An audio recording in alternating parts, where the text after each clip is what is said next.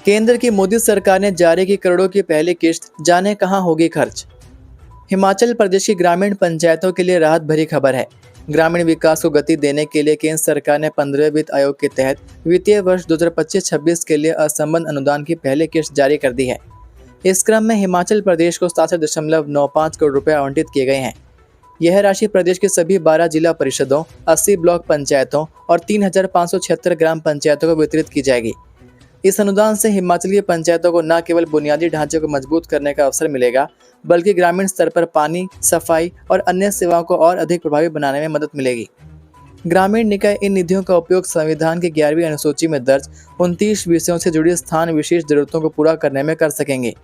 इसमें कृषि, स्वास्थ्य, शिक्षा, सड़क, महिला व बाल विकास जैसे क्षेत्र शामिल हैं। हिमाचल में नशा तस्करी कर रहे थे हरियाणा के पति पत्नी, चरस की खेप के साथ धरे। हिमाचल प्रदेश में नशे के खिलाफ चलाए जा रहे अभियान के तहत पुलिस को एक बार फिर बड़ी सफलता हाथ लगी है। शुक्रवार सुबह कीरतपुर नहरचौक 4 लेन पर अमरसिंहपुरा के पास घुमारवीं पुलिस ने नाकाबंदी के दौरान एक कार से 250 ग्राम चरस बरामद की। यह कार मंडी की ओर से आ रही थी और पुलिस को शक होने पर रोककर जांच की गई। तलाशी के दौरान वाहन से नशीला पदार्थ मिलने पर उसमें सवार दंपति को तुरंत गिरफ्तार कर लिया गया। आरोपियों की पहचान पुनीत पुरी, उम्र 39 वर्षीय, और करिश्मा पुरी, निवासी सोनीपत, हरियाणा के रूप में हुई। दोनों के खिलाफ एनडीपीएस एक्ट के तहत मामला दर्ज कर लिया गया है। डीएसपी बिलासपुर मदन धीमान ने इसकी पुष्टि की और बताया कि मामले में आगे की जांच की जा रही है। एचआरटीसी पेंशनरों को 26 तारीख तक भी नहीं मिली पेंशन, सुक्खू सरकार को दी चेतावनी। हिमाचल प्रदेश में हिमाचल पथ परिवहन निगम के पेंशनरों को हर महीने अपनी पेंशन के लिए सड़कों पर उतरना पड़ रहा है।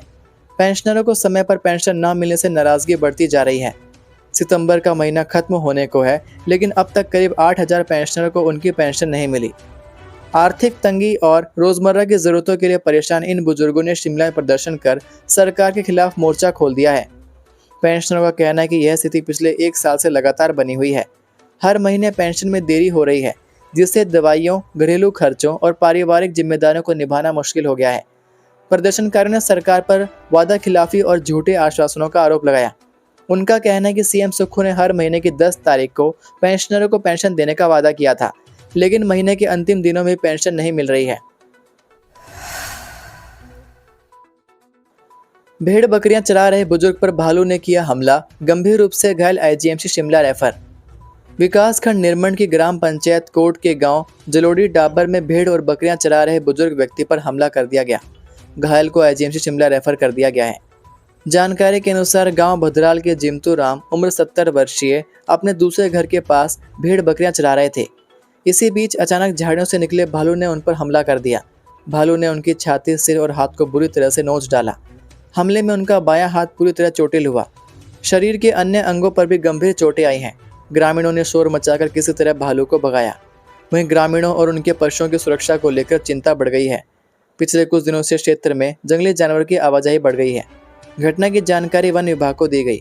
वन विभाग की टीम ने मौके का जायजा लिया। पुलिस भी इस संबंध में कार्रवाई कर रही है।